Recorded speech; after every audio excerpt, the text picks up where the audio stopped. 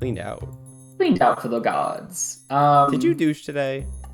No, I don't do that very often. I just take Pure for Men and I hope for the best, you know? Oh, I feel you. You just came to... Oh, Where did you go? sorry, I was just opening a window. It's a little warm in here. We're trying to record a podcast here. We are successfully recording it. No one said it's gonna be good though. Well, we are mid-recording, so... Oh, of course. Yeah, I just take Pure for Men and hope for the best. Oh, same. Also, don't take this ASMR. That's just me opening my Red Bull can. I hope that didn't come through that clearly on the mic. I heard it. Mm? I have water because it's 9 p.m. and I'm not a sadist. Oh, well, I'm trying to stay awake for this podcast episode, so... Well, I've been awake, so two different kinds of energies happening here. We're gonna see which one wins out. Okay, well, I'm hoping that the chaotic energy of the Red Bull really lightens up this podcast episode. Why? Is it gonna be a downer already? Is that what you think? Listen. What? Well, Maybe. okay. Hello, everybody. Welcome back to another episode of What Do the Gays Think? We're doing like a follow-up episode because I think we had a kind of Pokemon remake-centric episode like a couple episodes back. So now that we both played the Sinnoh remakes, Pokemon Brilliant Diamond and Shining Pearl. Well, we both played Brilliant Diamond, I guess. Right, yeah. No one got Pearl in our friend group. Wonder why? Is it because Pearl is like too gay? Is it too gay? I think that there's a subconscious genderedness of it because Diamond is blue and that's the color associated with boys, and Pearl is the pink one, and we can't have that because I it's feel like girly. that's true. I feel like there's some truth to You know that. what? I honestly think it's the. I told Radhika this afternoon that it's really the legendary. Like I don't like Palkia. Oh, I don't like Palkia's design. I don't like its signature move. I think Roar of Time is way better than Spatial Rend. And I did say, however, that the version exclusives of Pearl are more my jam. And also the sound Palkia makes in the Pokemon anime, by the way, for those of you who want a little tidbit. The sound Palkia makes in the Pokemon anime sounds extremely close to the sound that the creature Obi-Wan Kenobi rides oh, in the prequel Star Wars films. I forgot what planet he was on, but it was in Revenge of the Sith when he's fighting General Grievous. He's on that like quadrupedal lizard thing. It makes the same exact sound. So if anyone wants to go, there's a YouTube video that compares the two. So oh, okay. I love that. I think the reason I chose Diamond though was because I had Diamond as a kid. I did not have Pearl. Um, same. I got Pearl later, but I did start with Diamond. yes. So I feel like since I had Diamond, I would then play Diamond Do you again. wanna do you wanna know what's the shit? Um, what's the shit? Okay, when I was young, because I know I'm still so young now, obviously. I'm like 27 years young, Hmm. with a receding hairline and like a gizzard chin. Oh, stop. When I was younger and Pokemon games would come out, my mom maybe feeling a little bit of guilt from, me being a kid in a divorced family. Who knows? Oh, Um, she would be so nice. And when the Pokemon games came out, for the first few generations, she didn't ask which one I wanted. She bought both for me. So oh. when Red and Blue came out, this is also because my sibling played. But when Red and Blue came out, we got Red and Blue. We also got Yellow. But then when Ruby and Sapphire came out, she surprised me and got them both, and then got Emerald for me. But when Diamond and Pearl came out, I think at that point, even I was like, I don't need both. So I just got Diamond, and then I did get Platinum, and then afterwards it was just one or the other. Yeah, there you go. Wow, that's pretty sweet though. Thanks, Mom, even though you don't listen to the podcast because I don't want you to, because we Ooh. start each episode talking about douching, apparently. Listen, the Hmm. what we Hi, talk about is Irving. important. Hi, Dad. No. What we talk about on this podcast is very important. Before we get into our opinions, though, on the remakes, I did want to Yeah. address one thing. We got a comment on one of our YouTube Oh videos. yeah, yeah, yeah, yeah. I just wanted to real quick address it before we went into the Sinnoh remake. So, for whoever's listening, if you just want to learn more about the Sinnoh remakes or you just want to hear our opinions on it, go like a couple minutes ahead in this episode. We're just going to real quick address this one question that we got on our Eternals episode. Um, Yeah. This person, fantasy devourer, I comments, love I would that. love to hear your thoughts on the son of Superman and the third Robin being bisexual and the response to it. Um, Yes. Go ahead, Pat. What do you think about this? Okay, so yeah, there's a news comic series, Son of Superman, where Superman he's gone off somewhere. I don't know. I don't read the actual comic line, but he's gone off, and his son, Jonathan Kent, is now the new Superman. And he recently had an episode. Oh my gosh, had a comic where he it ended with him kissing some boy he liked.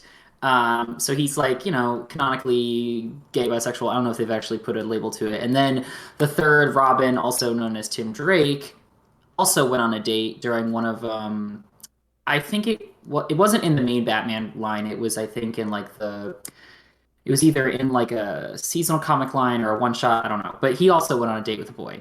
And there was obviously backlash from people.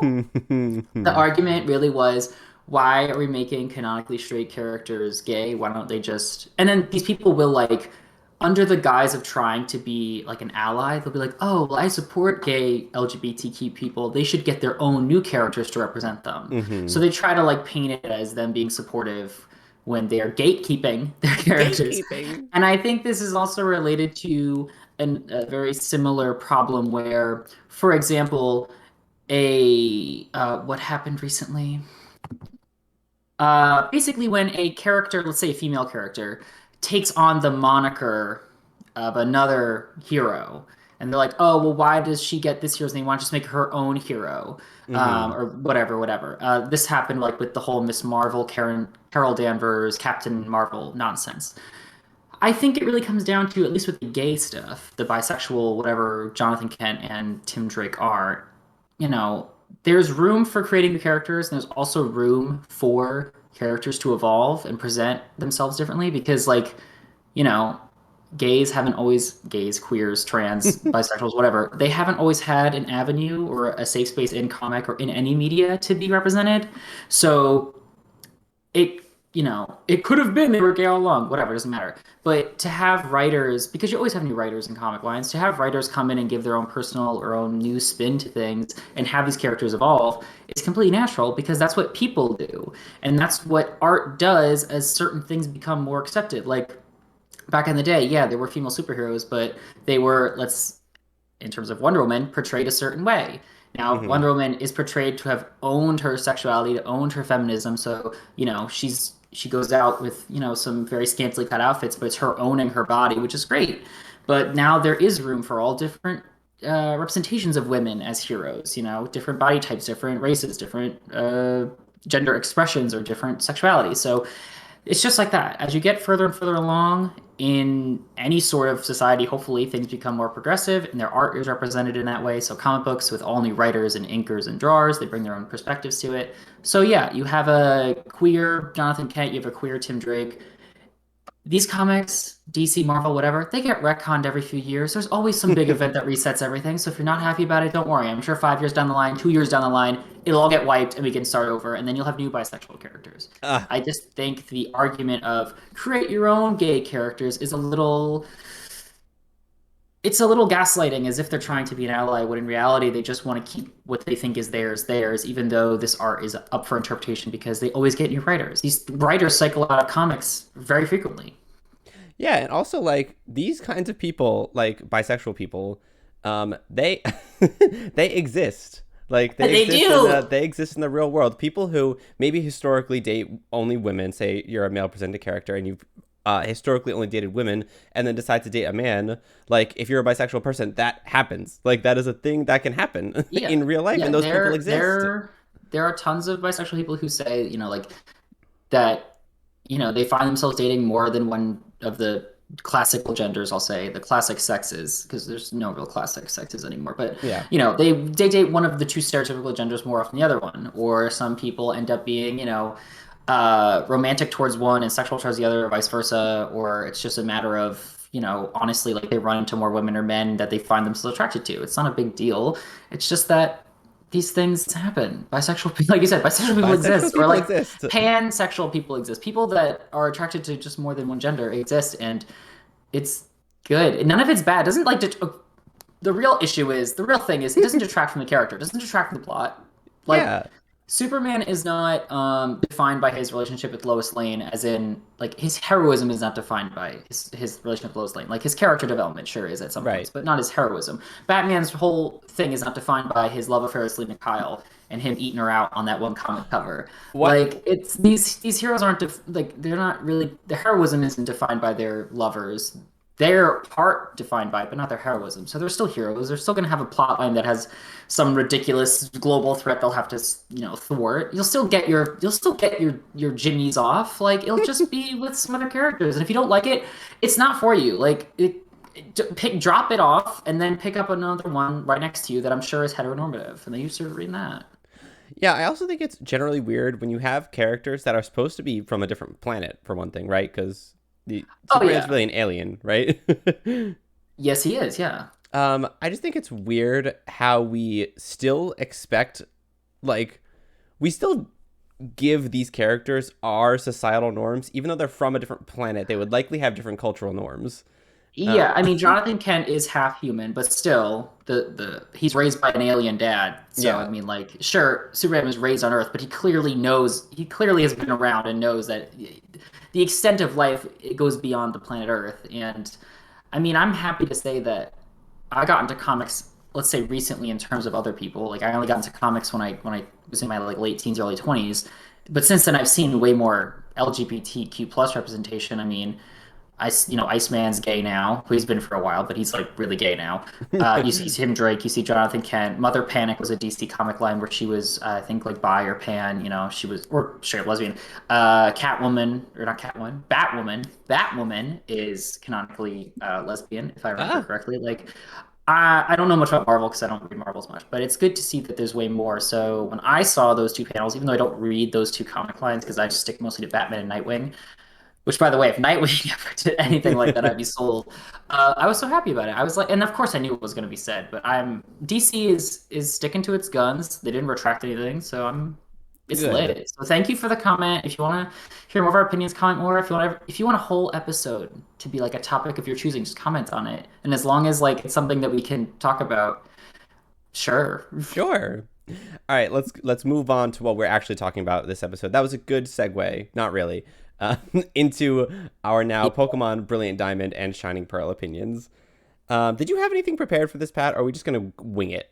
I mean, I have a series of questions that I thought we could go through, but I didn't know if it was gonna be me or you kind of steering the ship, navigating these waters. Yeah, yeah. Clearly, Sea of Thieves.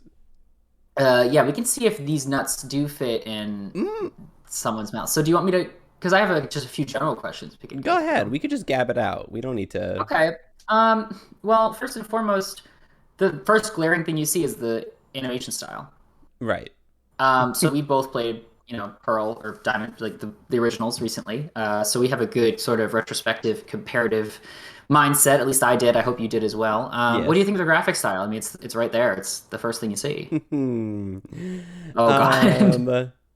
So I will say, I didn't like the chibi at first. It Okay. kind of grew on me a little bit.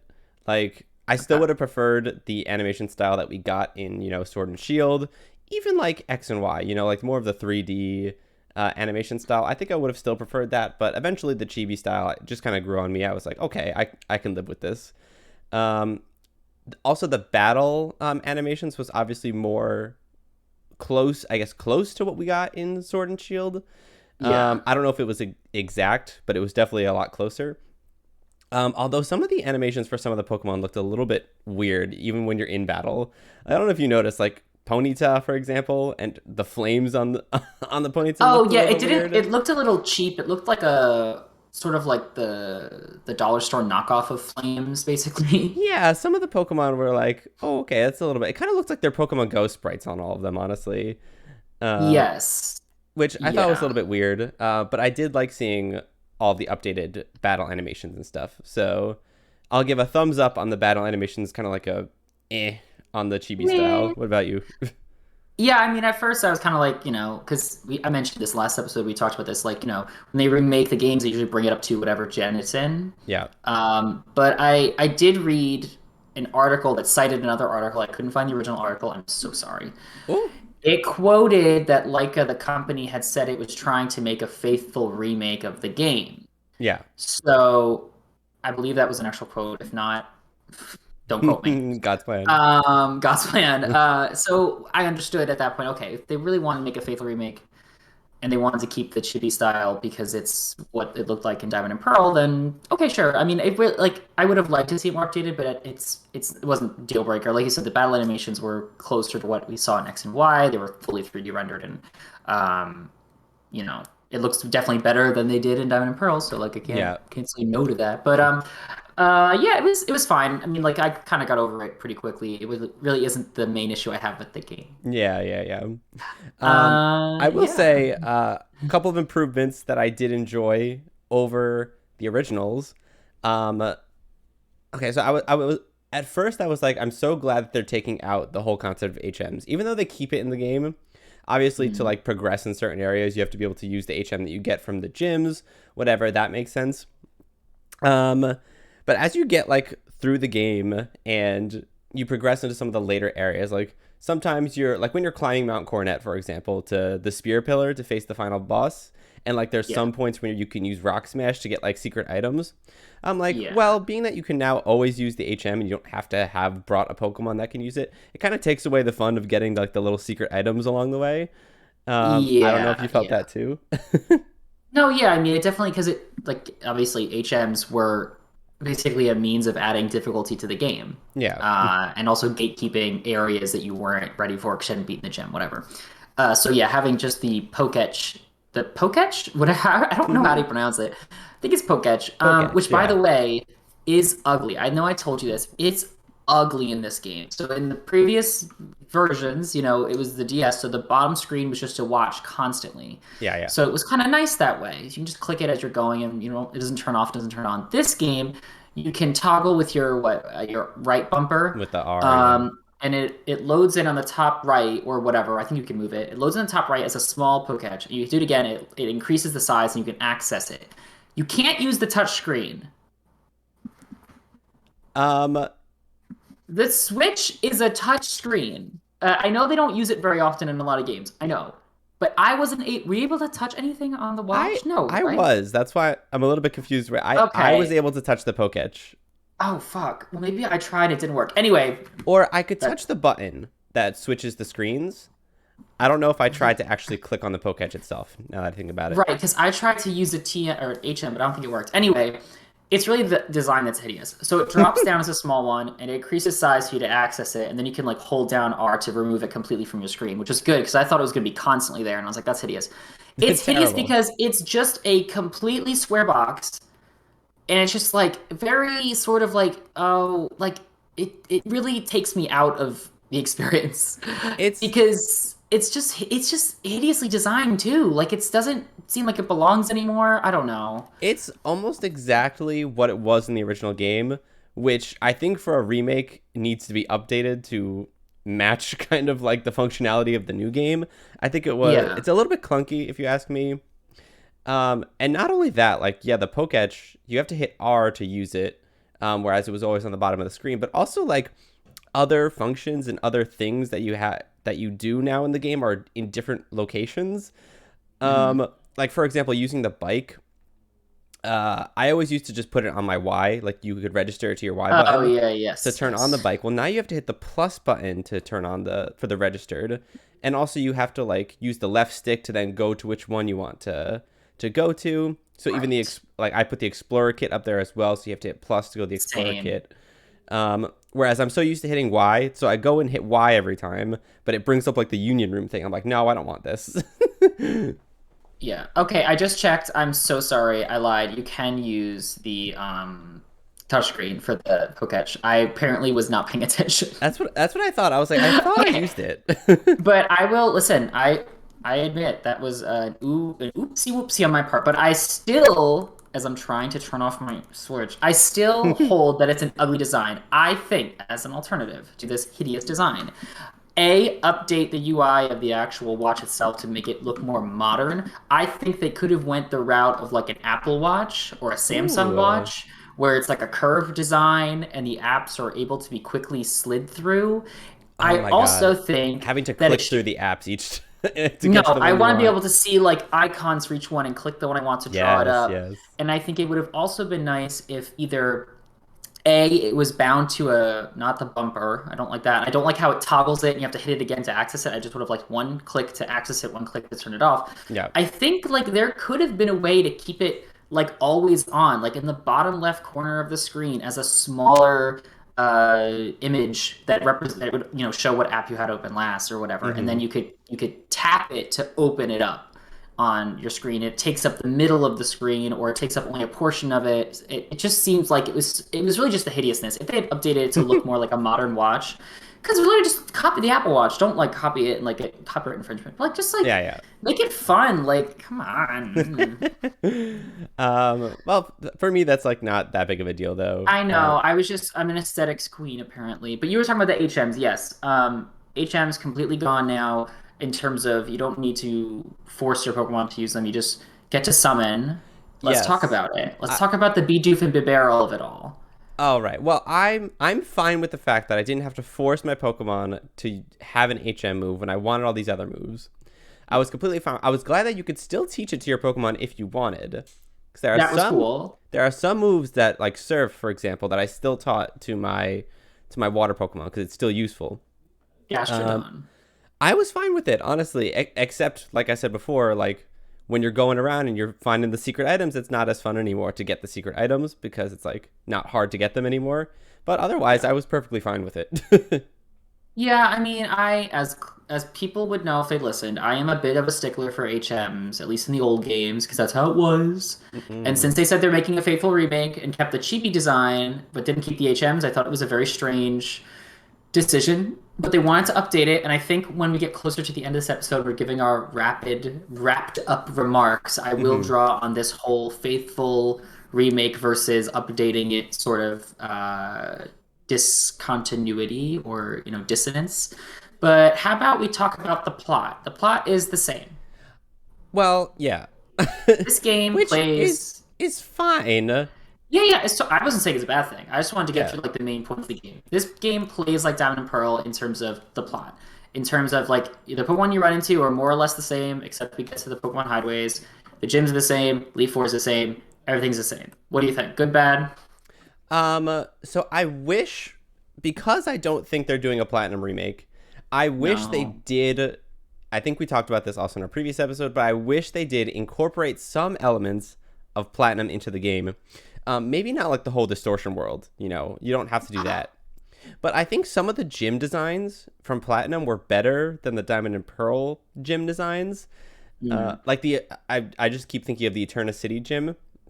In Mm. Diamond and Pearl, it's like you go around in the trees and you search for the people. Yeah. But in Platinum, they give you like this whole giant flower, and you have to like do this weird petal Oh puzzle. Do you remember? yeah. Yes. Like Yes. it was so much more fun in Platinum to do that gym. And I was like, you could have kept some of the like newer, upgraded designs for some of these gyms. I get it. They wanted to do a faithful remake to Diamond and Pearl, but I thought that gym design was better. And in certain ones, the gym design was better. Okay, quick question. Which gym leader is the most fuckable? The most fuckable. Because I know my answer immediately. Is your answer Byron or Brian? Volkner. Volkner, really? I thought you were going to go for Daddy Byron or Brian. Which one is it? I don't No, I think know. it's Byron. I don't know. I don't like him that much. Oh. I do like Rourke. But Volkner, I think is Volkner really. When I was a kid, I really liked Volkner. That's the thing. Like when I saw Okay, him, I was okay. like, he is cool, and he's like the disillusioned gym leader who's like, I'm so bored of just like beating all these trainers. Like, can you like bring back the joy of being a gym leader? And then you beat him, and he's like, wow, like that was actually a challenge. Whoa! And I'm like, Whoa. you're welcome. If I had to fuck any of the gym leaders, I would fuck Fantina, probably. Assuming I was straight, obviously, or bisexual. She's Okay. lovely. Okay. She's so like eclectic. I love her. I'm not here to judge. I'm just here to ask the questions. So let's get away from this and move on to something else. um, Okay. Oh, do you have something? yes, I will say one thing. Yes. Back to the Say more than animation. one thing, please. Say more than one thing. Back to the animation style, real quick. Yes. I will say one thing that I did really enjoy is when you go to the spear pillar and you have that whole thing with the legendary. I did like the updated animation that they gave that whole thing. Remade it from Diamond. They still kind of kept, some of the same color schemes. But the whole, updated galaxy looking thing that appears, and the colors that spew out, Yes. I enjoyed the updated look of all that. I did, except for the color spewing out. That red, blue, and green nonsense. Well, yeah. What was that? You could make those colors diffuse a little bit, something more ethereal. It looked pixelated, which, it was, it's very cute, like rectangular, shapes, whatever they were, Yeah. that spew out all over Sinnoh. But the little like portal thing that opens up beneath Dialga, like that whole shtick, that was cool. I liked that, I guess. Yes. Yeah. Uh, So gyms, we just talked about gyms. Plot, same, gym, same. Graphics updated, but whatever. Let's talk about the new stuff. So really, there's only a couple new things. This is quote unquote a faithful remake. Faithful First and remake. foremost, Pokemon Hideaways. Oh, Yay or okay, yeah. nay? Yay. So I thought it was a fun addition Mm, to the underground because, to be honest, when I was a kid and I played Diamond, I like never did the underground. It was like oh, not a thing that I did. Maybe an because I didn't hour have any tops. friends to play with. Because it was like an online thing. Like you could go down with your friends and play with them. But I didn't have any friends, so I didn't enjoy the underground as much. But now you can play online, which is fine. Mm, yes. And you can also the hideaways I think are pretty fun. Except for the fact that I feel like they could have given you more options in terms of the Pokemon that Mm, spawn. yes. Because I just remember when I was looking in that fucking dazzling cave, and I would go in Mm, there, and the entire room was ghastly, and I would leave to do the respawn, and I walk back in, the yes. entire room is still ghastly, and I'm like, what's happening? Yes. So the Pokemon hideaways are in the underground. They're little enclaves, basically, where you can find different Pokemon. And they're all different types of them. There's like a fire one, there's a grass one, there's a water Hmm. one, there's a blah blah blah blah blah one. And depending on your progression in the game, will unlock different Pokemon for you, and then the Pokemon levels scale with what gym badge you have. So, for example, when you get Strength, a new batch of Pokemon beget. Oh my God, get Beget? to be found in those hideaways. And then there's Defog, and there's all your badges, National Dex, whatever. The problem is, Ilka gatekeeps most of the Pokemon for when you get the National Dex, because then you Yep. can get all of the Pokemon from different, some of them from different gens. But you can find a few neat ones earlier on in the game than you would have normally.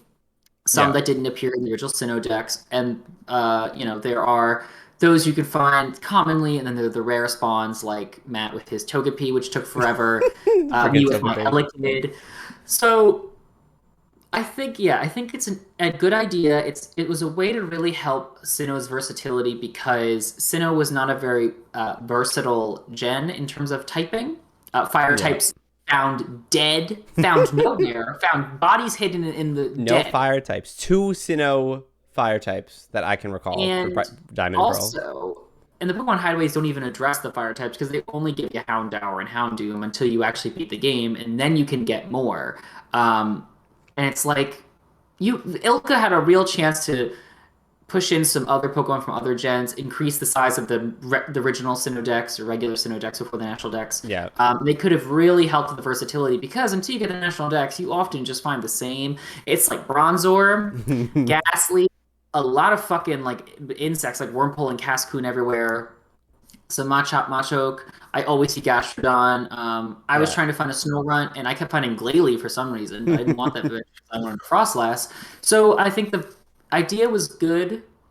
The execution, not so much. Yeah, and also this goes back to my point where I was saying I wish they had done some of the stuff they did in Platinum for this game, because in Platinum they do increase the breadth of Pokemon that you can catch, because they start adding in some of the other they do the evolutions of some of the Pokemon from the previous regions, like for example Magmar into Magmortar. I'm pretty Yeah. sure that you could get the Magby in Platinum. Don't quote me on that, but I'm pretty sure you could.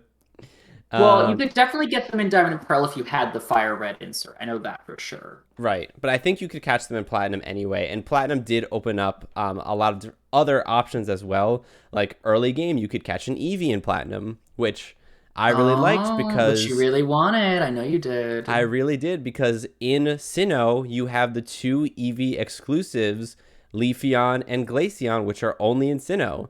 So the fact that you don't get access to the Eevee early enough to actually play through the game with it, I think is kind of stupid.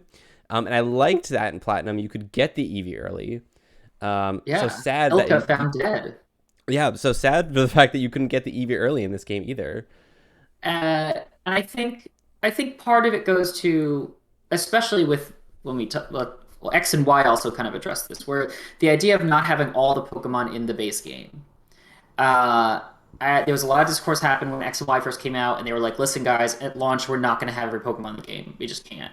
And Hmm. they cited that it was this. There was a both an animation issue, like animating all the Pokemon, and then a balancing issue, balancing all the Pokemon with their moves and shit like that. Hmm. I don't know how true that is. I don't know. I don't know because I don't not a game designer. Right. But what I will say is I don't really care. I did care at the time because I was a little more into Pokemon, I guess, then than I am now. But I did care at the time. But right now, I don't really care if all of them aren't in base game because if they do say, "Oh, we'll patch it with more and blah blah, blah we'll have expansion packs, whatever." However, you still can put a little more in. Like, you don't have to put it's like almost 1,000 Pokemon now. You don't have to put all of them in a game, but you can put a little bit more, especially these remakes, which are, even though it's supposed to be a quote unquote faithful remake, it obviously isn't, as it does allow for new Pokemon to be caught. If they added some more, just some more, like spice it up, put some Gen 5s or 6s or 7s in there just to make it a little Oh, spicy. yeah, I think you can catch everything up to Gen 4 in the Diamond and Pearl remix, except for some like obviously some event exclusive ones. But I think for the most part you can catch all of the Pokemon up through Gen 4, Yeah, I which think it would have been. oh, go ahead. I think it would have been nice, yeah. I think you can, and a lot of that is due to the new Raminus Park. Is that how you pronounce it? Raminists, I think. I don't Raminus know. Park. No one's told me yet. Well, that park. I'm gonna call it our park. Work. um, did you beat the game yet? I don't know if How you about did. we call it Ram Ranch? Oh, what my God! Did you beat the game yet? I'm in the Elite Four. I'm fighting the Elite Four right now. So Okay. this is my second time that I whited out during the Elite Four. The first time, excuse me. Oh The my first time I goodness. was fighting, I took my tea. That's why.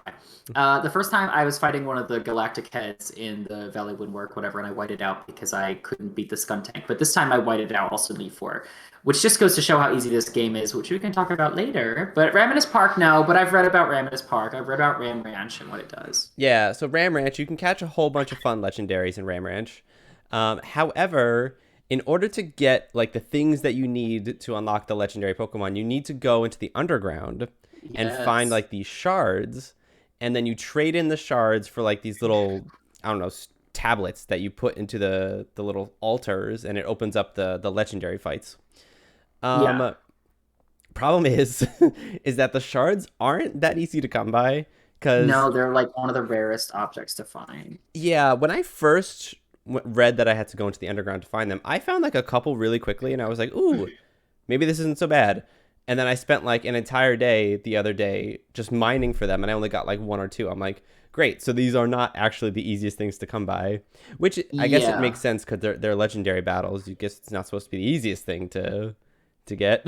Which I'm kind of happy about because, my God, that oolong tea, man. Mm. What I want to say is I don't like when the Pokemon games, especially the newer ones, especially remakes too, kind of drop you legendary or mythical Pokemon easily. For example, you can get Mew, Jirachi, Manaphy, and also Fion, obviously, because you can breed Manaphy very easily just by talking to people. That's Yeah. it. You get them. I don't like that. I like to work for my shit. So having this park idea was kind of nice. At first I was kind of like worried. I was like, oh, it's just walk in, catch them. But when I heard about the whole digging thing, I was actually kind of excited because it gives you a challenge to do after. It's not the best post game. It's probably Yeah. one of the worst post games because it's literally nothing else to do but this in the battle tower or the whatever the battle resort is, which was the same as in Diamond and Pearl. There's nothing new there, so it's definitely not Well, the best. It's definitely not the worst, but it's not great. But I do like that you have to work for it. yeah. One additional thing you can do after you beat the game is to rebattle the gyms. which I think is also pretty Yes. fun. And also obviously do like the whole upper right island on the map. You can go and you can catch Heatran, I think, in Spark Mountain and Yes. do that whole storyline, which I think, yeah, was obviously it's a little bit extra that you can do, but still not like that much additional post game. I mean, Yeah, it's I enough to mean, keep you around. Like I'm still playing the game after I beat it, mostly mining for those goddamn shards so I can catch the legendaries. So it is keeping me around longer than some of the other ones did, I think. yeah, when I play these games, usually what happens to me is, at least back when I was younger and I had more time. After I beat the game, I always go legendary hunting, so I'd find all the legendaries I could, catch them all, and then I'd be done. I'd wait for, an event to catch a new one that they allowed access to. So, I might do the Raminus Park thing, maybe if I feel like it. But I'm much more interested when it's like a new game with new legendaries than catching old legendaries because I don't know about you, but I like to I have been collecting Pokemon for several generations now and moving them all to that Pokebank thing Oh, I see. on the DS, and then I'll hopefully move it all to Pokemon Home on the Switch eventually if I ever figure out how the Hmm. fuck any of that works. Also, it's dumb that Pokebank, as far as I can remember, needs like a subscription. Like you have to pay like $1 for 3 months or some shit like that. What? They Hello. save your Pokemon, but you still have to pay to get in. Doesn't matter. So I'll try to move some shit because I have some old shit on there because you could transfer Pokemon up from like, the Diamond and Pearl basically all the Yeah. way up like till now. So I've got some old shit. And then when they put Red, Blue, and Yellow, Gold, Silver, Crystal onto the DS shop, you can actually transfer those Pokemon as well. Oh. So you can get some weird shit that was only around during like Red and Blue before they changed it in current games, which is fun. Anyway, I probably won't be doing Raminus Park. I might, who knows? Let me just get through the four first. Bertha's Hippowdon really, really wrecked my ass. Oh. I don't have a water type. I don't know how any. I don't have any water moves, so I've been a little bit struggling with Bertha. I've only tried it once though. I've only tried the Elite Four once. But Right. anyway, Ravenous Park, cool. Another one for the books. Yes, and like you said, you have your Pokebank. I have not been saving up all of my Pokemon, so the fact that this gives me the option to catch a lot of the older legendaries and maybe I could then move them up, um, that's nice for me. So I'll probably go through Ram Ranch and collect all the Pokemon that I I can. hope Nick listens to this. I know Nick probably doesn't listen to our podcast, Probably not. but maybe you should just send this episode to Nick and just be like, listen, I know you don't listen. I know you probably don't even play Pokemon. Just listen to it and you'll know why I want you to listen to it. Nick, if you are listening, hello. Welcome to Hello. Ram Branch. Welcome to So Ram the Ranch. other the other new things is like the contest got changed a little bit, but I don't play contests, so I have nothing to say about it. I thought about doing the contests, and then I was like, that's a lot of work because with the contest, you have to like do the whole Poffin thing, and then you have to kind of grow berries to do the Poffins. And I'm like, I'm not trying to like spend time growing berries and waiting for Yeah. them to grow. Listen, I did that in Gen 3 and I did it earnestly because when you work that hard for a Feebas to evolve into a Oh, Milotic? yeah, yeah. Melodic. I don't know. Yeah. When you work that hard, you're going to show her off in a contest. So I did. I got the Pokeblocks. I made sure the beauty was, maximum, obviously, for Feebas to evolve. Yeah. Got all the ribbons for the beautiful contests. And then I was like, well, I got to retire because I'm the best here. So when it came to Diamond and Pearl, and now Brilliant Diamond, Shining Pearl, whatever, uh, I don't. I don't want to. I've done my time. Yep. Done my time. I actually thought about catching a Feebas for my run, but the method of catching Feebas in Diamond and Pearl is so difficult. Like, there's this one lake in Mount Coronet that you have to go to. It's this one tiny lake, Oh, but it's like ew. it's about I think it's like 400 or 500 tiles. You have to fish for Feebas in the tiles, but Feebas only spawns in 4 of the 500 tiles. Is it random? It's random, and you have to fish for Ooh. them in each of the tiles in only 4 of them, and you only have a 50-50 chance if you do land on one of the tiles and fish for him. It's only a 50-50 chance that Feebas will show up in the first place. So if you miss him, then you'll never know. Hmm. Well, I mean, correct me if I'm wrong, but Ruby and Sapphire were similar in that Feebas was only able to be caught in one spot, but it was a lot easier if I remember. It could It have been, was yeah. it was prior to the Treetop City, whatever the fuck that's called. Yeah, yeah, yeah. I know what city you're talking There about. was there was a big like river that went down, and you had to go by like a little waterfall section, and you could just go around that area and find it. I don't remember it being hard in that game, but this game it sounds like torture. So I applaud you for not doing it because it sounds awful. It does sound awful. Can we get to one thing though that I'm sure you have on your list at some point? Of Um, course, this is your podcast, bitch. well, yes, but I'm sure you have this on your list already. But the Hmm. full team EXP share on all the Well, time. this is I think this is the fulcrum. This is the epitome of like my gripe with the game. It's also the epitome of my gripe with the game as well.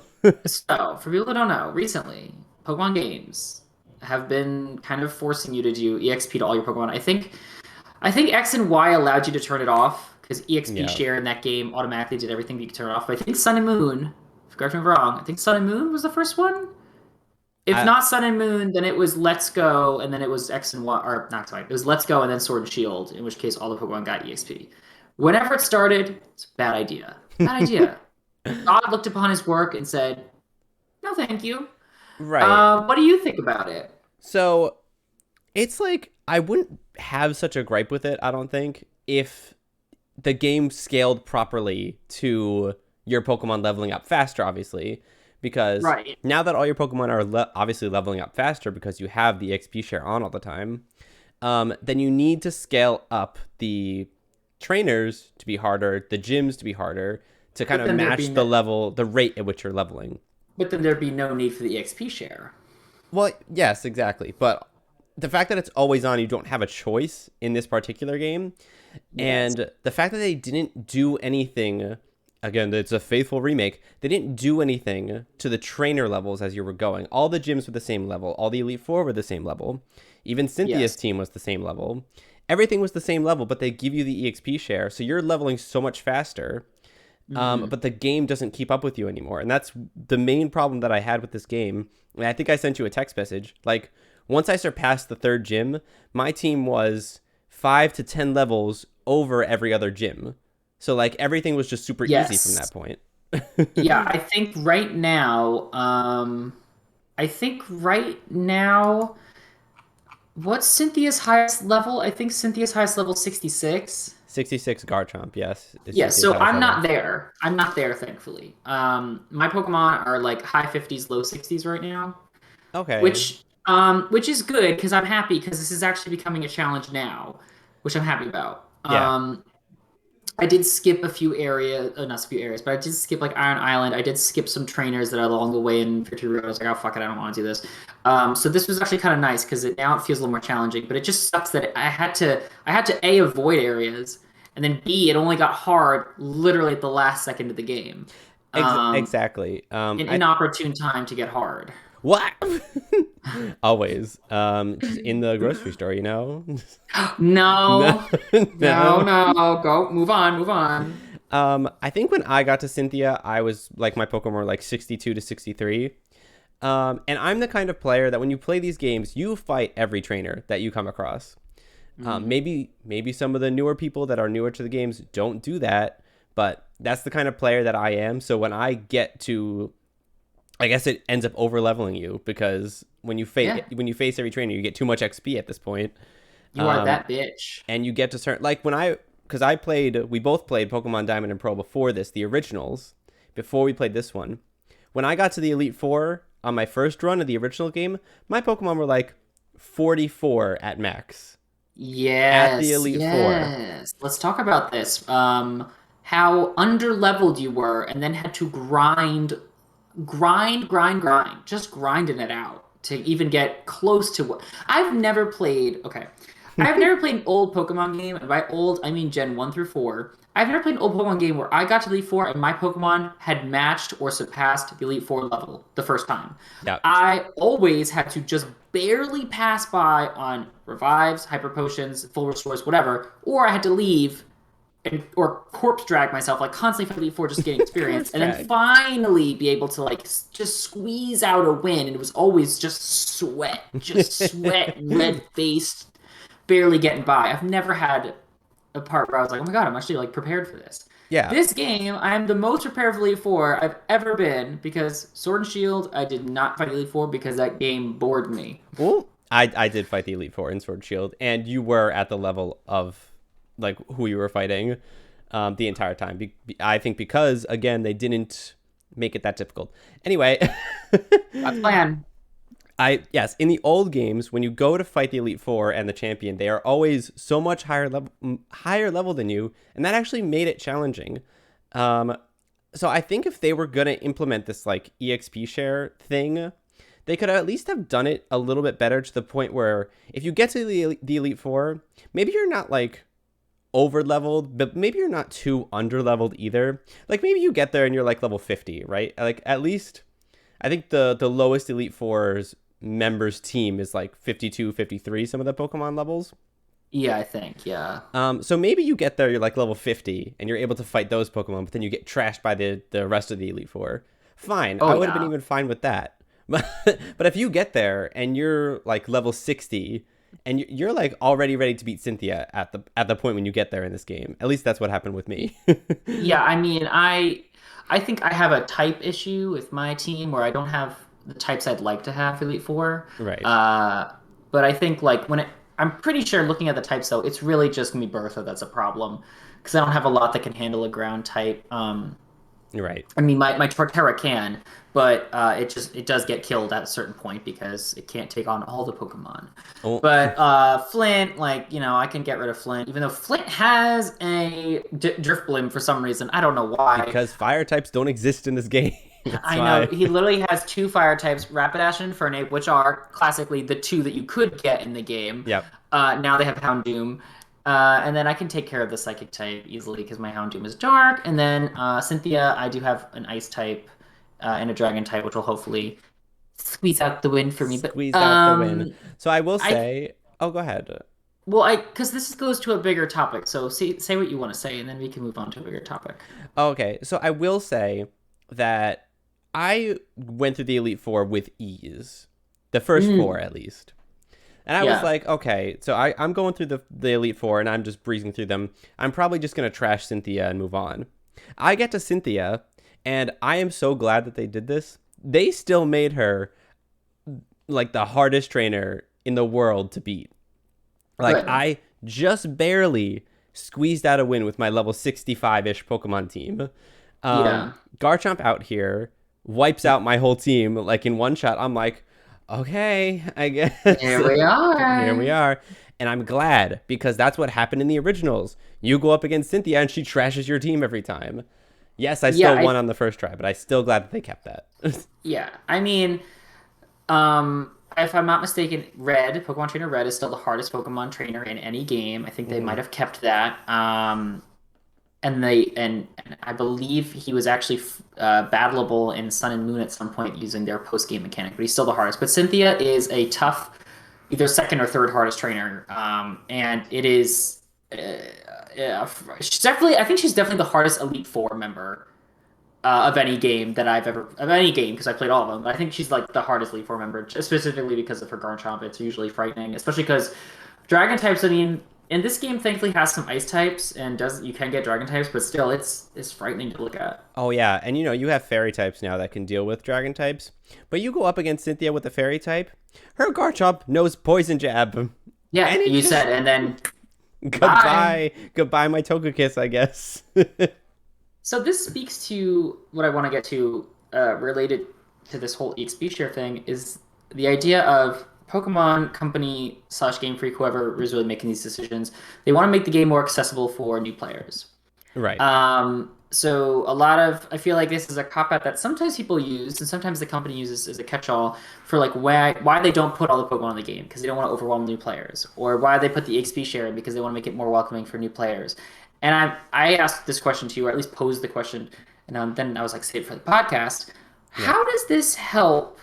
How did these changes in mechanics help new players? Because as I said to you, and as I will say to all 10 viewers, when we were young, we didn't have this, and we still played the games just fine. And objectively, Gens 1 through 4, and 5 specifically, I think Gen 5 is actually really hard, are harder than this game, and they don't have that mechanic, the EXP share on all the time for all of your Pokemon party members. Yeah. So how is this helping new play? Like, is it just because I don't want to like minimize this, but is it because they think that young people don't have attention spans and don't want to grind out a few levels, like in the using Versus Seeker in the wild? What's the benefit of this mechanic? I mean, it makes the game go by faster, but it removes the challenging aspect of it because for some people, Pokemon is a game about catching Pokemon, but for some people like me, it's about battling it and beating the main plot line. Yeah, it's not satisfying like when you go through the game and you one shot every Pokemon along the way. Yeah, I told you when I was playing the game after the third gym, I wasn't having fun like for the majority of the rest of the game because my Pokemon one shot everything. I don't find yeah. that fun, and I think that they are alienating the base of their players that like having the challenge of not one shotting every Pokemon you come across. Because it's not satisfying. So Call me Lady Gaga. I'm not having fun tonight. we're not, No. and I don't think you're gonna get any new players when you just have a game that's just super easy to beat. Yeah, because like this was supposed to be because they wanted to make authentic remake. Let's bring it back to that. God, this quote better be real because if it's not, me harkening back to this is gonna sound stupid. But this remake is what was supposed to give new players a taste of what Pokemon used to be, but you've kind of robbed people of the authentic, quote unquote, authentic experience of it being hard. Now, some people will be like, yeah, well, Pokemon is not really meant to be a hard game. It's blah blah blah blah blah. You know, it doesn't have to be hard to be enjoyable, and that's true. It doesn't, and it's true. Sometimes people don't aren't looking for a hard game; they're just looking to catch all the Pokemon. But that's what this game was back in the day, and especially when you look at the fact that Pokemon has deep mechanics that are rooted in the combat system. Things like EVs, IVs, natures, those things are not easy for new players to wrap their head around. They're there for people who want to actually have a deeper experience, and those are the things that actually help you, especially in harder games like the first, couple, well, not the first gen because they didn't have, natures back then and shit. But Yeah. it's helpful when you get into these areas, especially if you want to do like end game stuff or competitive stuff. So I think it's contradictory for them to say that this is for new players, yet I don't see the benefit of actually being for new players.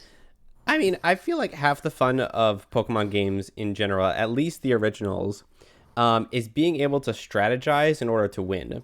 Because a lot of Yeah. times you'll be underleveled going up against the gym or the Elite Four, but if you use your moves in a smart way or you use type advantages, you can still come out on top even if you are underleveled, which I think added to the challenge and it made it more satisfying to actually win. Which is why, and I thought about this, beating Cynthia in Diamond when I played it like a few weeks before the remakes came out, and then beating Cynthia now, it was more satisfying to beat Cynthia in the originals because it was more of a challenge and you had to strategize more to beat her than you did in the remakes. Even though it was still hard, you still had to strategize more and it was more intellectually like challenging, right? Yeah, I completely agree, I think. Um, the reason why I think part of the reason why I did not enjoy X and Y was, and I didn't even finish it, was it was not X and Y. Oh my God, Sword and Shield. Why do I keep doing that? That happens so often. It's Sword and Shield.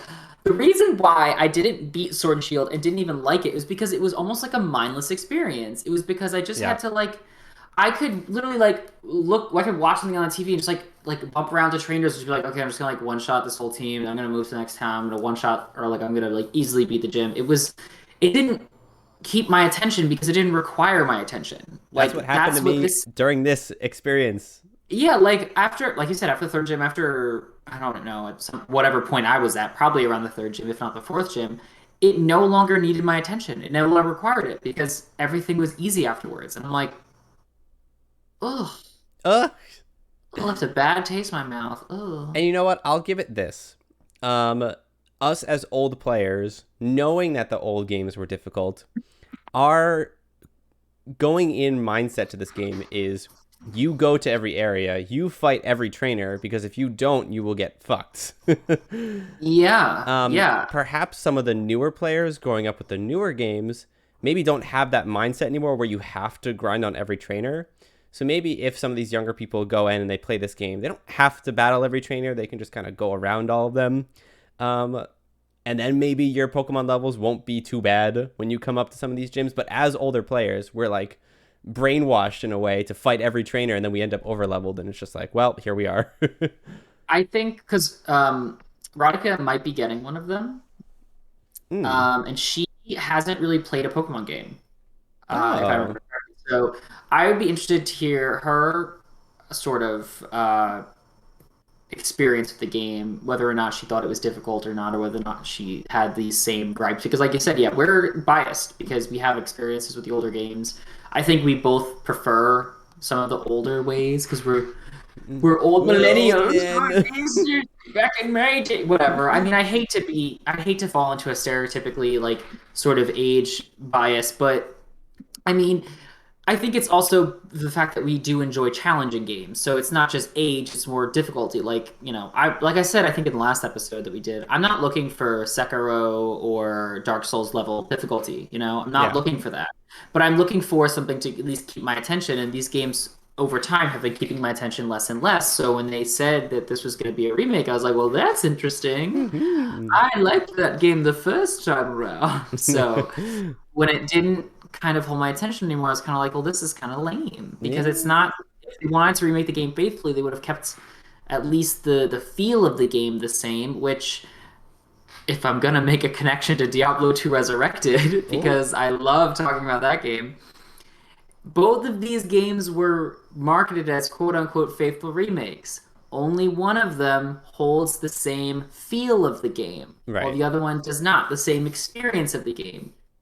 Everyone can guess which one I'm talking about.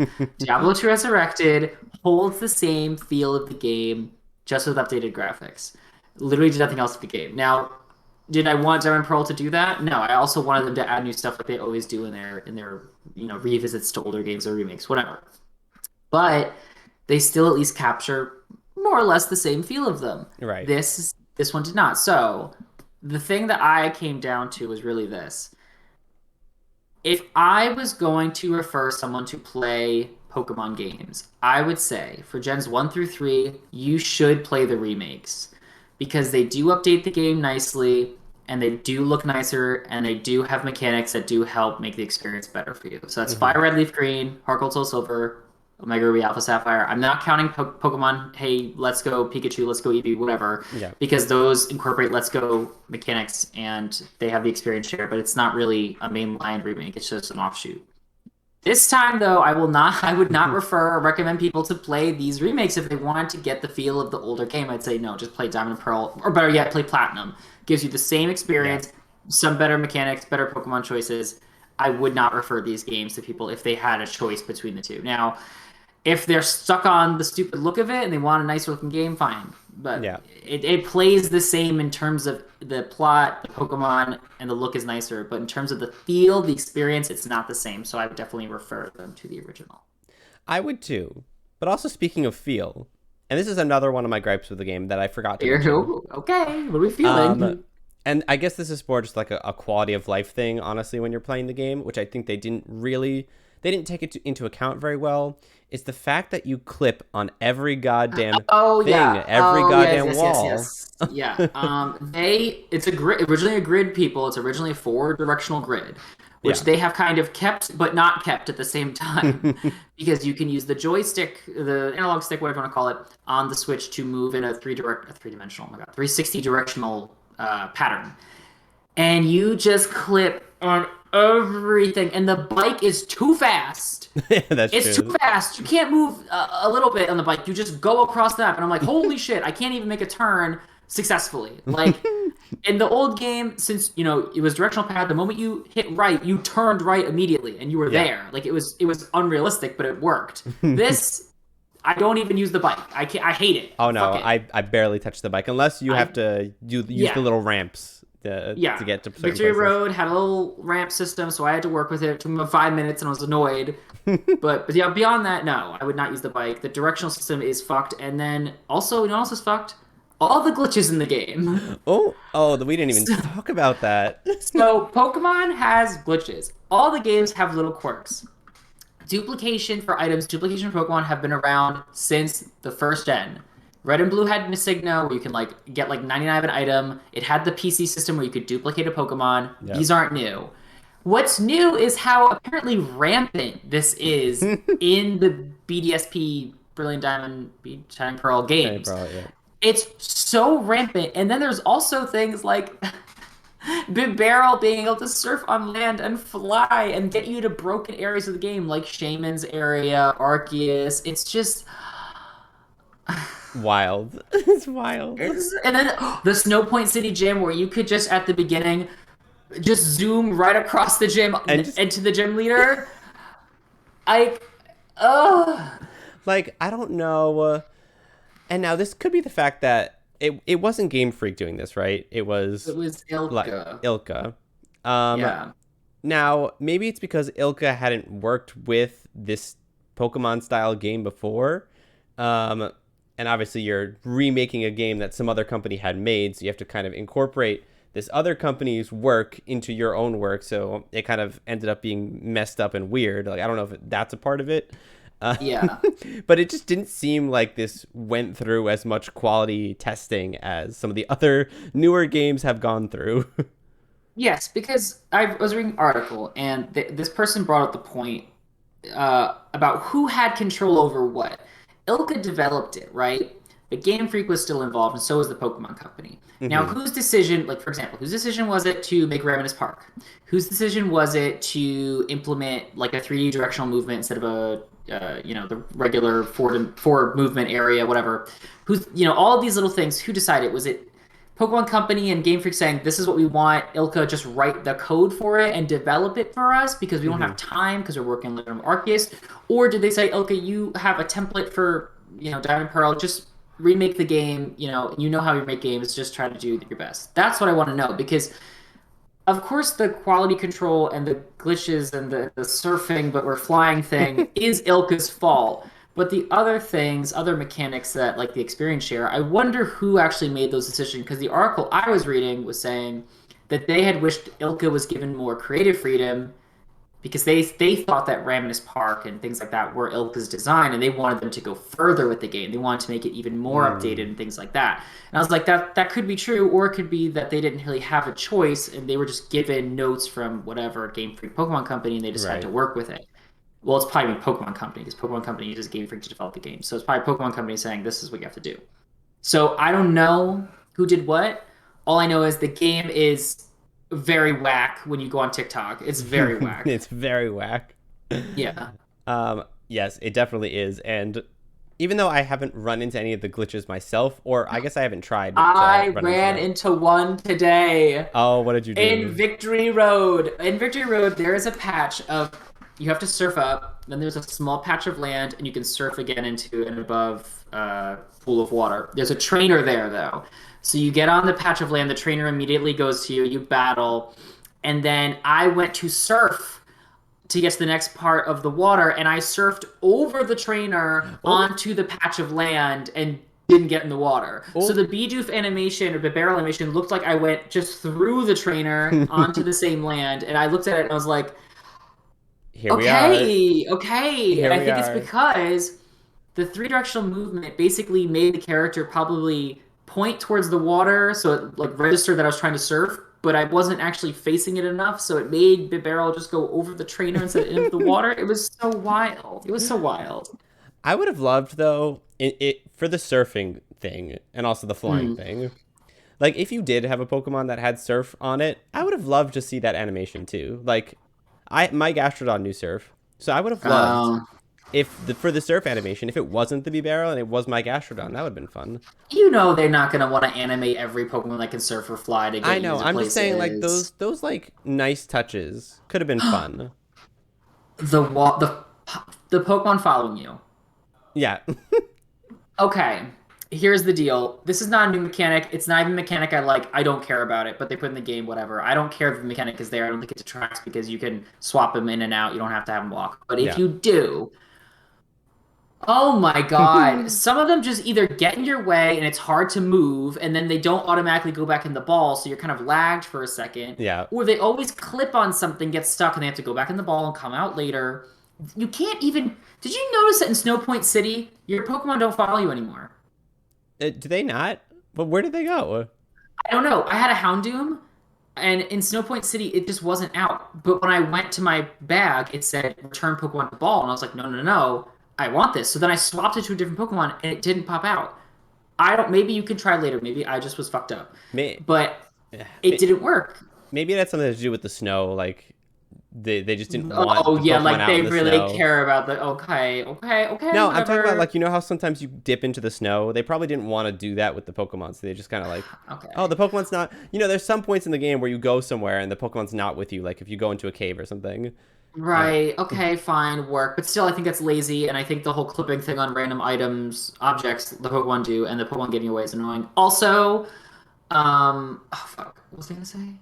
Oh, right. Did you see Garchomp's following animation? oh, how it just like looks like a bullet is flying. Collide! And then melodic, whatever, it doesn't move. It just floats as a Floats. stagnant, static object, not moving. And I'm like, guys, come on! Like You you couldn't didn't do have the anything. whole, Couldn't you make didn't it have the wave a whole little bit. Pokedex. Yeah, you didn't have the whole Pokedex to animate. You just have to animate the Sinnoh Dex. That was it. Like you don't have to. Oh, God, so annoyed. I think we can both agree that I don't know if you would call it lazy or maybe they weren't given enough time because I never want to call game developers lazy because I feel like they're given constraints by the companies that they're making games for. Sure. Yes. Sure. And we've seen this a couple of times in the past with some of the new games. We even talked about one. I was re-listening to our Cyberpunk 2077 episode where we talked about how the game developers for that game were also given a lot of time constraints and their bonuses were held at ransom. So they're kind of forced to finish these games, but then they don't have enough time to either quality test them or check their code, and then they end up having all these glitches in the game. So I'm thinking perhaps something similar could have happened with this game as well. So I'm not going to blame Ilka entirely for like what was happening here. I won't. I will blame them though, if it was their decision for some of the mechanical choices they made of the game that I didn't like, sure. Unless it was the Pokemon Company decision, which I blame them for it.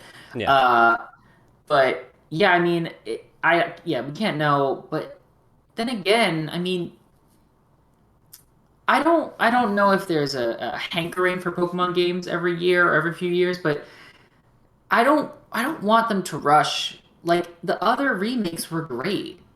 And yeah, they did they were. update the game. And yeah, they probably were less intensive because the technology was less intensive. But also back then, it probably was just as hard to make those games because of the technological, roadblocks that they had at the time. So I don't know if it's easier or harder to make these games now, but I do know I'd much rather them take longer to develop them so it's better. But yeah, there's always a stop date. There's always you just have to ship the game as it is, like, and you work with the bugs as you find them, which is something, Cyberpunk obviously you had problems with. Even D2R, which I love, had problems, and continues to have minor issues, but they get fixed as needed. I haven't heard anything though from the Pokemon Company or Ilka about these bugs. Like I haven't heard them say, "Hey guys, we hear you. We're working on patches." I haven't heard anything. Now, in that article I was reading about the updates and stuff, this writer said they hope Ilka manages all of the next Pokemon remakes, and I hope they don't because I don't think that they were, unless they take what they did here and learn from it. I don't think that they have, at least in my opinion, the right idea for how these remakes should work. Right. And I'm hoping for a Black and White or Black and White 2 remake because I really want to play those games again with an updated graphics because those graphics are, in my opinion, horrendous. They Oh, really were pushing because you get to the highest quality a system can make, and that was the last DS game, and that was pushing it. It was yeah. pushing it. It pushed it off a cliff, and it died when it fell on a pile of, I don't know, spears. Like they killed it, and not in the good way. Yeah. So I think they should definitely remake that game, and that game will actually be something I'd love to do. And if Ilka does it, I'm gonna be worried, and it's gonna end up just like this remake, which I think brings us to, unless you have anything pressing, our overall thoughts and ranking of the game. Well, yeah. Before we get there, I just have one extra thought that I just thought of, Oh, and it's that I did like that one theory that was going around that basically said that the Legend of Arceus game was supposed to be the Gen 4 remake, but it was so different and so like out of the box, so far away from what the original Diamond and Pearl were that they were afraid that the original gamers of that game were going to get mad that they didn't get like an actual Diamond and Pearl remake. So they were like, okay, let's mm, let's make a Diamond and Pearl remake that's similar to what the originals were. And then hopefully Legend of Arceus like wouldn't get as much backlash. Um, I kind of liked Mm, that theory. I hadn't heard that before. That's interesting. You know what though? I kind of because I'm assuming they're talking about a mechanic standpoint and how it looks, because Yeah, obviously Legend of Arceus looks very different. I think that would have been kind of lit. I mean, we're gonna get Legend of Arceus anyway, so we're still gonna get the game, yeah. and we'll still get all the new mechanics. But I think that would have been kind of lit. Like, if for example, if this really was just like Game Freak going, okay, guys, like let's just give them what we think they want. Yeah. Ilka, handle this while we're doing this. And if Legend of Arceus does well, I kind of hope that like if they did like a black and white remake, it was in the same vein Oh, that would be of. cool if I Legend of would, Arceus does well. Yeah. if it does well. I mean, the way I looked at it, I was like, so far I'm like meh on the game, but I am interested. I'm definitely interested. I will play it, obviously. God's Yeah. plan. God's plan. But people are gonna start thinking we're religious. Uh, we're not. I mean, I'm not. I'm not. I don't know Oh, I'm about that. not I'm not either. gonna talk. Okay. But yeah, if that's true, that's a really interesting theory, and I kind of like it. Another conspiracy theory for the podcast. Conspiracy theory number three. Legend of Arceus was originally supposed to be the Dynamo remake, but they were worried it was too extreme, so they basically just gave it to Ilka and said, Ilka, vomit up something for the players. Exactly. Yeah. I kind of like that theory as well. I Um, love it. if they, and to be fair, like if it was just Legend of Arceus and it was completely different from the original Diamond and Pearl, and that's what they said was the Diamond and Pearl remakes, I don't know how I would have felt about that either, because I loved the Diamond and Pearl. Uh, Yes. Yeah. so maybe I'm part of that category where they were like, let's just give them something so that they don't feel so bad that Yeah. we didn't give them a true Reminiscent to remake. the old ones before we give them something new. I mean, I think it's definitely great to test the water. I think it definitely is good of Game Freak, if that's true, to just throw out a totally offshoot game with all new mechanics, test to see if they like them, and then like, oh, okay, now let's implement them in the mainline games. Yeah. So I think that's a great idea. I really do hope that game does well, because I think it represents what Pokemon is at its like actual level. Like you wandering into Pokemon, having more like engaging real time battles, that kind of thing. So I think it's closest to what Pokemon should be. Yeah, I am very excited to see what that game turns into. I don't know how far away we are from Legend of Arceus. I haven't I read, think it comes out next year. but like when next year? That could be December. Okay, bitch. I don't know for sure. Hold on. I'll Google it right now. I'll Google it right now, whore. Okay. Okay. This will be the Legend last thing before of we give our overall Arceus release date. Bitch. bitch. Well, you can pre-order it now if you want, but let me see. January 28th, 2022. 20. Oh, so pretty soon actually. Couple A couple months. months. Okay, we'll revisit that in another episode in a few months. We'll come back to it. God's plan, I guess. I didn't know it was that soon. God's plan. It says up to 2 players. I have Ooh, to can read you more co-op about this this. game? Yeah, let's read more about it. We'll come Uh, back. We'll come back. yeah. Okay. Okay. So final thoughts on the game, and we can give our little ranking of it. So do you want to go first or me? I'll go first. Are we doing out of Okay. 10? Do it whatever you want, and then I'll just copy you because you're better than me. Okay, I'll do an out of 10 rating because I thought about this Okay. for a little bit. Initially, like when I was about maybe 7 gyms in, I was like, I'm gonna give this game like a 4 out of 10, because I was really bored at that point. Like Queen. again, it wasn't engaging me. I like having fun when I'm playing games. I don't like having a mindless experience. After I beat the Elite Four and I beat Cynthia, and I was doing some of the post game stuff, I was like, okay, I feel a little bit more of the challenge now, even though I'm in post game. And I reflected a little bit more on the experience. I'm gonna give a 6 out of 10 for the whole experience, Mm. because generally I love the Sinnoh storyline. I love the lore. I love the game in and of itself because it's a remake of Diamond and Pearl. I liked some of the new features. I didn't like some of the new features, etc. Overall, I'm going to give it a 6 out of 10. And the reason I don't give it higher is probably because for the lion's share of the game, I was bored. Totally valid. Totally fair. Yeah. What about you? Um. Yeah. So obviously my opinions are quite known. Even before we had this episode, I didn't sound very pleased with it, but yeah, I think everything I said was true. I mean, for me at least, the experience share was probably the main gripe. It made the game too easy, and the game lost me. You know, didn't grab. I was watching What We Do in the Shadows, which is very engrossing, and I recommend it to everyone. Mm, That thing held my attention so well because it's great, but also because the game didn't hold my attention anymore. When I did play early in the early parts of the game for the first couple gyms, I was only playing it, nothing on in the background. Maybe my ADD was not working that day. Then the ADD kicked in when it got very boring and it didn't engage me anymore, and I lost it. I mean, now I'm in Elite Four. Now it's actually kind of a challenge, but it's just shame because I'm at the end of the quote unquote plot, if a Pokemon game has a plot, but I'm at the end of the game basically. Sure, I could yep. battle them afterwards, but it's not nearly as exciting as the main plot for me, as that has how I enjoy my Pokemon games. So I think, ooh, I think it's like a 5 out of 10. It really, Yeah.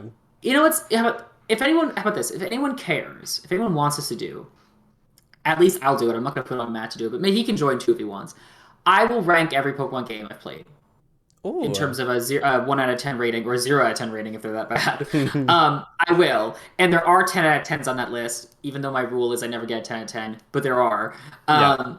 I will, and maybe this will change once I think about all of them together. But in a vacuum, this is a 5 out of 10, a Yep. solid 5 out of 10, because it was just so boring, and the updates that I was hoping for didn't happen. Like these games could be faithful, but they weren't, and in the ways they weren't faithful wasn't good enough for me. Yeah, and they could have been faithful while still implementing parts of Platinum, because if we're not Yeah. getting a Platinum remake, they could have kind of brought some of those features over, and it still would have been faithful to the Gen 4 games.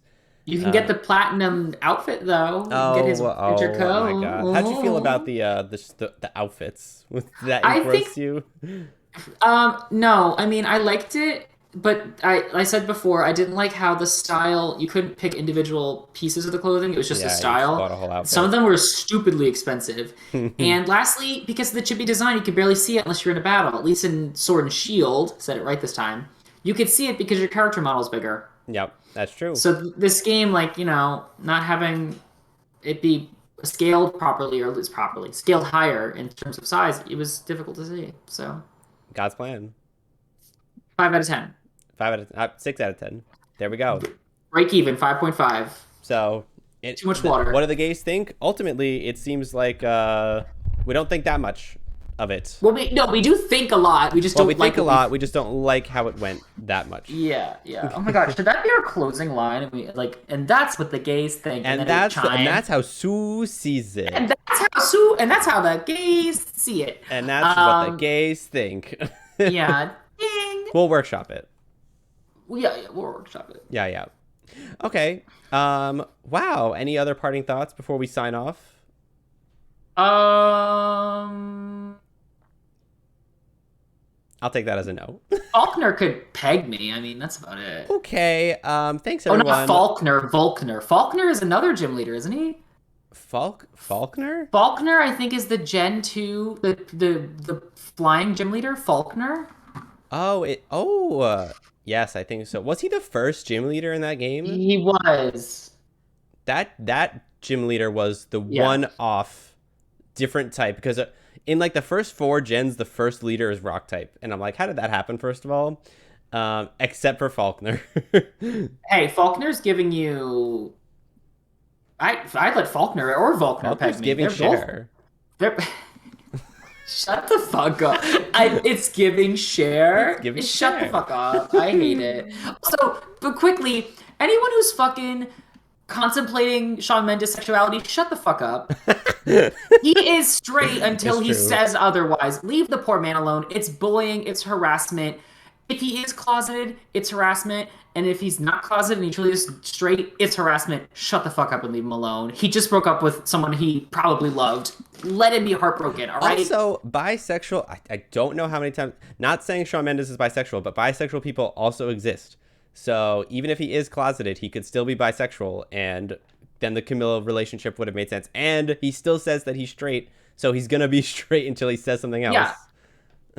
Whenever someone says they are something, sexuality, gender, whatever, you just say, okay, thank you for letting me know. Yeah, all I right. see you. I will try to, if it's like a pronoun change or whatever, I will shift my dictionary and shift my vocabulary usage to fit it. fuck? Just leave Shawn Mendes alone. I don't even like him that much as a Leave singer. Shawn Mendes alone. I don't think he's a good singer. I don't even know him as a person, obviously. I just think people are fucking fixated on it, and I think it's stupid. And yes, I used to be one of those bitches. Yes, Oh, I used to be one of those bitches, and then I was like, oh wait, this isn't right. I shouldn't do this. And it, same. I also used to be one of those bitches, but I will say I kind of like the giving share, the giving share meme. I'll quote it, but like I also agree that like let's stop picking on Shawn Mendes so okay, much I think about it. yeah, okay, yeah. That as like a little blurb is funny. Yes, it's giving like it's just it is funny. It is. Yeah, that'd be like me Anyway, saying it's giving Peyton Manning. it's giving Peyton Manning. It's giving It's Manning. giving Jackie Vandewater. Oh my God. Jackie Vanderwood was giving me something the other night. Oh. And yep, that's all I'll say about that. All right. We're way over time, which is fine because you like to yell at me about how much time we spend on I do, these I do, podcast because episodes. I think that people like to listen. All right. Well, thanks everyone for watching / listening to this episode of What Do the Gays Think. If you don't follow us on Twitter, our Twitter is at WDTGT Podcast, where we post some fun stuff. I feel like we're not as active on it right now, but we'll try to get there. Maybe we'll post more about the Girl, brilliant Diamond. I'm always on it, reblogging. Oh Reblogging. my, Oh, not Tumblr. retweeting it. I haven't been on Tumblr in a decade probably. Oh no, Um, it's fine. yeah, It's fine. I haven't. I mean, I have been retweeting some shit and commenting on shit. Tyler Oakley recently asked what people should stream or what he should stream. I said Phasmophobia, bitch, Oh, and someone liked it and retweeted it. So work. oh, work. Wow, amazing. Also, we stream as well. Speaking of streaming, our Twitch is What Do the Gamers Think? GAYMERS. What Do the Gamers Think? So come check us out there. We stream Phasmophobia and also Sea of Thieves and also some other games sometimes, depending on how we feel and depending on our mood. Anyway, if you also want to rep our podcast and you want to buy some merch from us, the link to our Redbubble is in the description of the podcast episode or the YouTube episode description, etc. So thank you everybody for listening to this lovely episode. I am Matt Klubeck. Hi, Jackie. How are your juices doing? Ew! I'm Patrick. Ew. Okay, goodbye.